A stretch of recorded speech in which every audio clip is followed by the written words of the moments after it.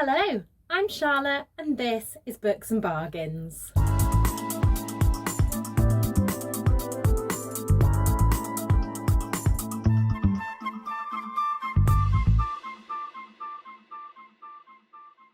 Today I'm coming to you with my April wrap-up, and in April I read 12 books which had an average rating of 4. I read 2 audiobooks and the rest were physical books. You can probably hear the rain out there.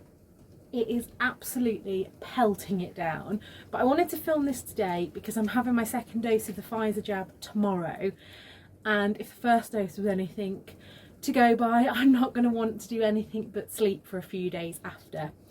So we're going to do as we always do and work from the bottom up. I think the reason my rating is so high this month is because any book that I wasn't loving, I kind of just didn't finish it. So I've got a stack of books over there. I'm going to have to DNF some because I'm looking at them now like I really just don't want to read you. So I'm not going to. Anyway, let's start as we always do at the bottom and work our way up. The first one I'm going to start with is actually unrated, and that is the audiobook of Lola Rose by Jacqueline Wilson. I have said recently that I'm trying to reread some of my Jacqueline Wilson collection, and I had forgotten how sad Lola Rose was. Again, the same thing as I said with Tracy Beaker. I just wanted to hug the child. I was just completely overwhelmed with how sad it is as a book, and I'm not rating it because there was a lot of problematic things, especially around fat phobia, which again was very much of its time, and yeah, I didn't want to rate it. Talking of one that is very much of its time, I read Bridget Jones's Diary for the first time, and I am really torn on how to do this because I loved the films, and there was just something about the book. Firstly, I think that Daniel Cleaver is so much more nasty in the book than he was in the film. I quite liked him in the film, but in this, didn't like him at all. And it was just, I found this book very triggering. It's very fat phobic. There's racism, there's really crappy mental health representation.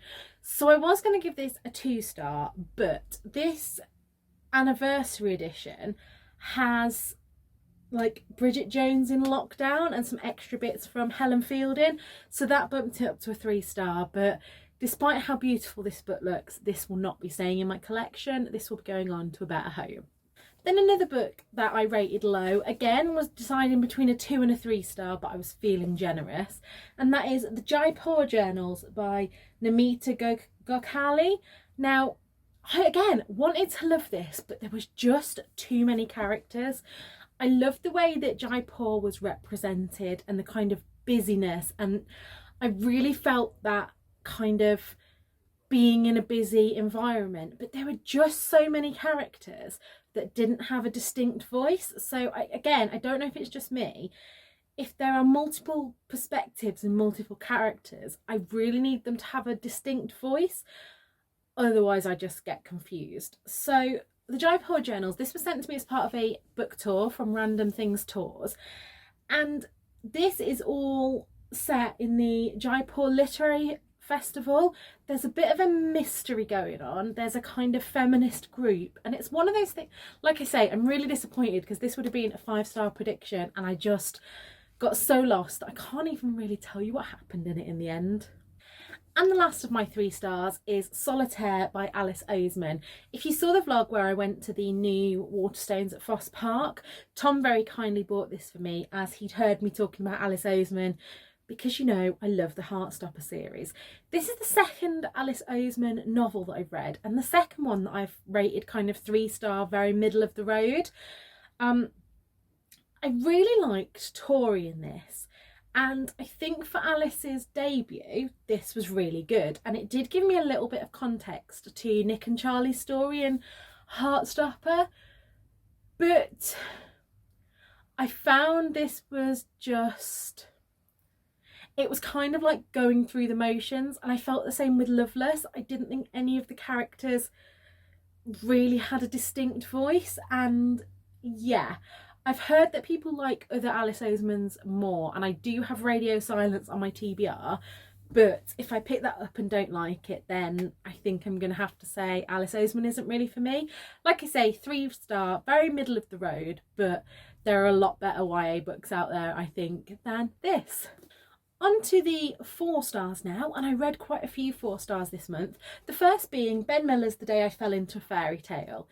This was just one of those books that came just at the right time. I'd been feeling a bit down and reading some heavier books, and I just wanted something to just take me away, and this did exactly that. I loved the premise of it.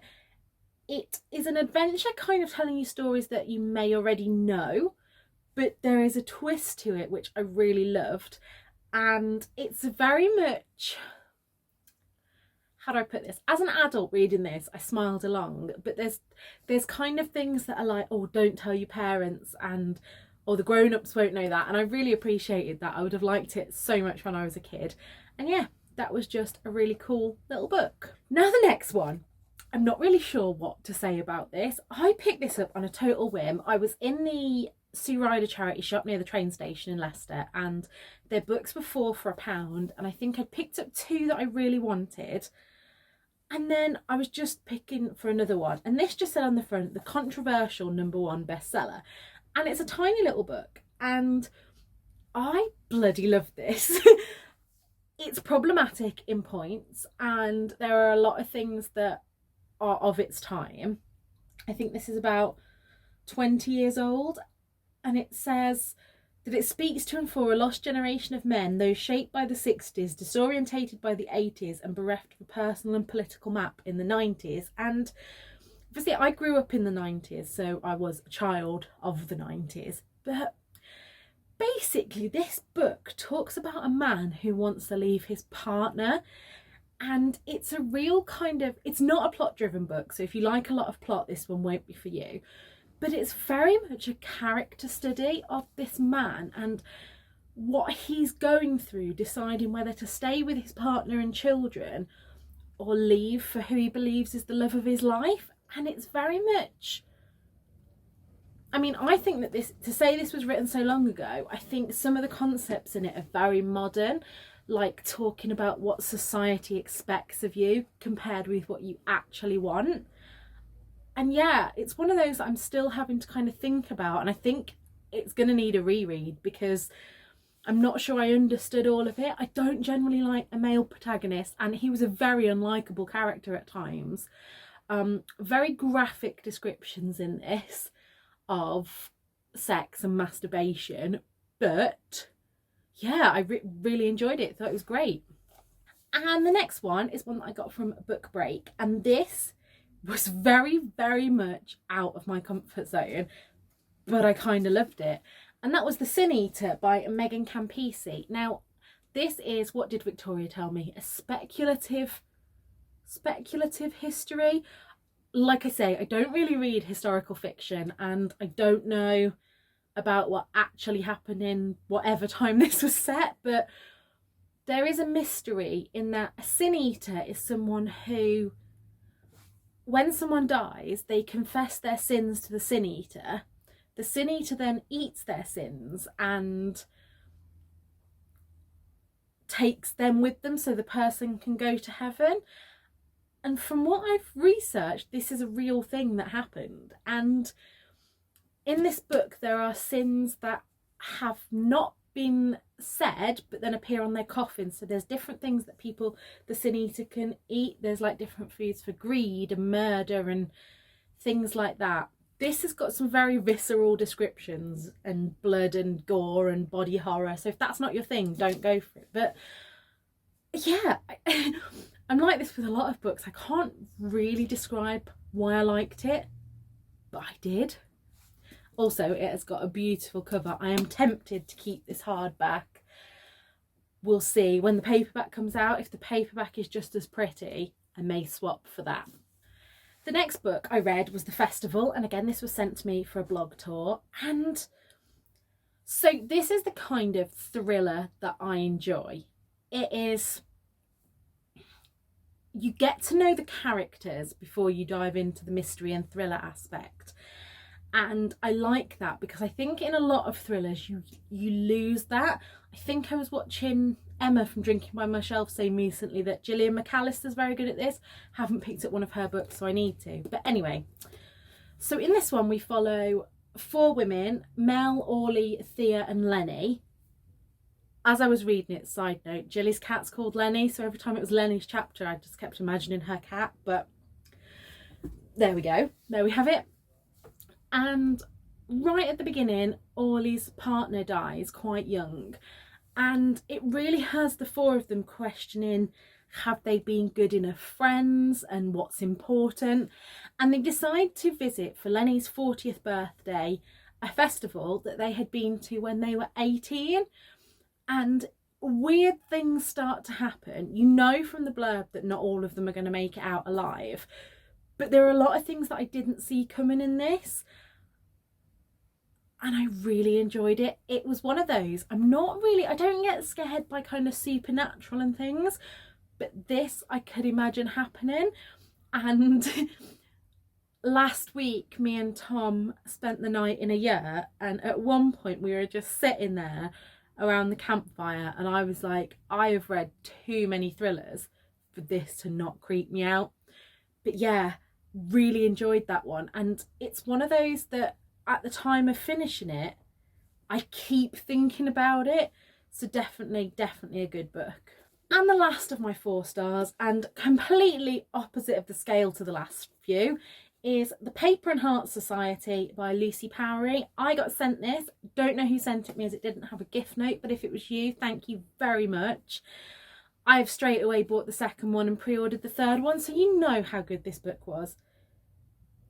This is the kind of YA that I love. I love books about books, and our main character in this, Tabby, goes to stay with her gran and sees a flyer for the Paper and Heart Society Club that is just starting up, and she thinks it'll be a great way to make friends. And they go on a road trip to some of their favourite literary spots around the UK, and I just want to do that road trip now.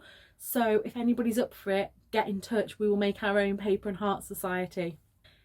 3 more books left, and these are all 5 stars. And the first of these is Heartstopper Volume 4. I knew this was going to be a 5-star. All the Heartstopper series have been a 5-star. Can't really tell you much about this one as it is the 4th in the series, but this one was a little bit darker at points than the others. But I think Alice Oseman has just got this skill when she draws at conveying so much emotion in a character's face that I didn't think she got in her prose in Solitaire. So yeah, I love the Heartstopper books, cannot rave enough about them, and I think the next one is going to be the final one, but again I will pre-order that as soon as it comes out and devour it as soon as it comes. I then finished Don't Touch My Hair by Emma Dabiri. I was listening to this on audiobook via my library, and I really don't know what to say about this one. I mostly listened to this in March for the Irish Readathon, and I just finished it at the very beginning of April, but it's such an important read. There is so much. It's talking about racism and privilege, etc., through the eyes of, I think the angle might have changed, but Tom just came up to talk to me. So I was talking about Don't Touch My Hair, and Emma Dabiri's just got this way of talking about everything to do with privilege and racism through the lens of a black girl's hair, and it's like nothing I've read before. And yeah, I was really into it.